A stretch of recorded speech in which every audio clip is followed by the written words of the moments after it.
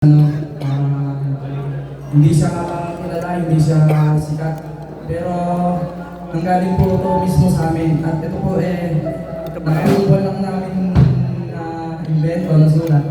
Kasi dahil po sa nag-jamming po kami noon, bigla ko pong inaya yung pinsel ko na mag-freestyle hanggang sa mabuo ito.